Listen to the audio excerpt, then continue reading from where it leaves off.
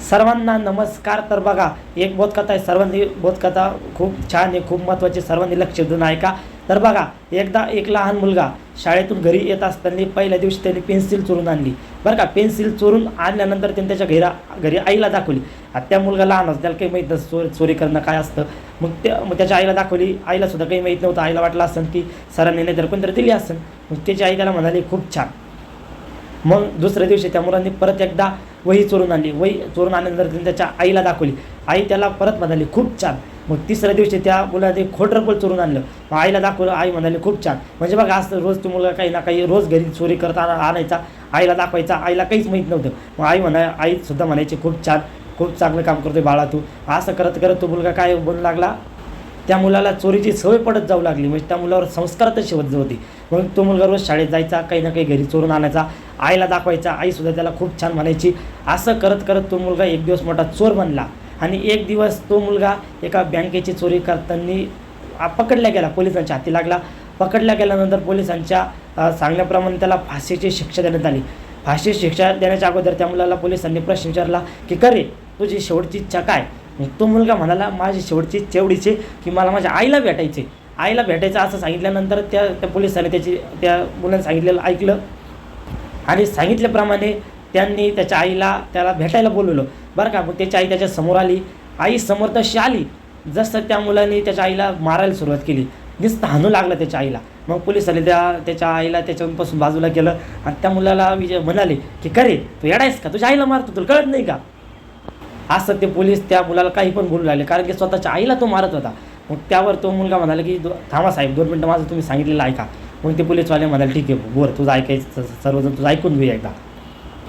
तो मुलगा म्हणाला की आज मला फाशी बसती किंवा आज मी या ठिकाणी चोरीच्या कारणामुळे पकडल्या गेलो, मला आज फाशी बसती, त्याचं एकमेव कारण म्हणजे माझी आई आहे.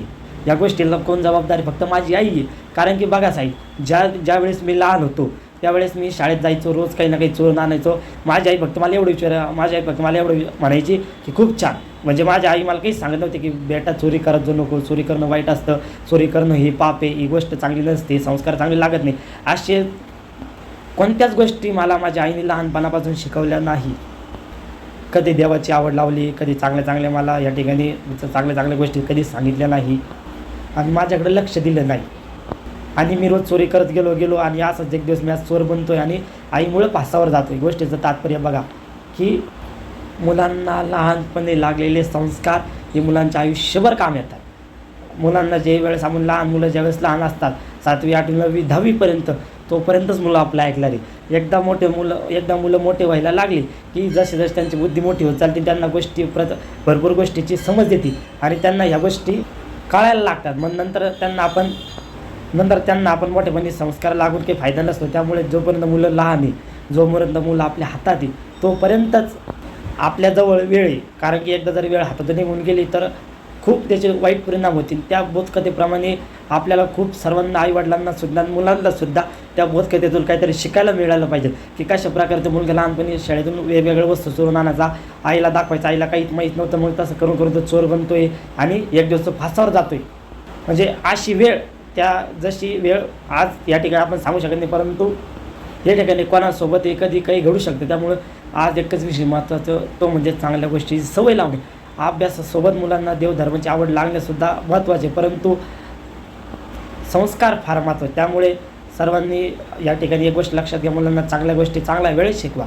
वल्ली काठी जोपर्यंत वल्ली असते तोपर्यंत आपण तिला किती वाकू शकतो, परंतु ती काठी जर एकदा वाळली ती नाही वाकणार. बरोबर आहे ना. मातीपासून ज्या वस्तू आपल्याला बनवायच्या आहे, म्हणजे जोपर्यंत मातीपासून आपल्याला मातीचा माठ तयार करायचा असतो, जोपर्यंत माती वल्ली असते तोपर्यंत आपण काय करू शकतो, त्या माठाला आपल्याला जसं वाटतं आपण आकार बनवू शकतो, छोटा बनवू शकतो, मोठा बनवू शकतो, त्याची साईज छोटी मोठी कशी घेऊ शकतो. परंतु जर तो माठ कडक झाला, म्हणजे तो माठ जर वाळला, ती माती जर त्याची वाळली, तर आपण त्या माठाला काहीच करू शकत नाही. त्याचप्रमाणे चांगल्या गोष्टी शिकवण्याची एक वेळ असते, ती म्हणजे काय, वयोगट मुलांचं 1 ते 14-15 म्हणून चाला, म्हणजे 7वी 8वी 9वी किंवा 10वी समजून चाला. परंतु मुलं मोठं झाल्यावर आपलं ऐकत नाही. त्यामुळे संस्कार लावणे ही आज काळाची गरज झालेली आहे. त्यामुळे आजची बोधकथा खूप छान होती. बोधकथा कशा प्रकारे या ठिकाणी सर्वांनी परत एकदा बोधकथेचं निरीक्षण करा.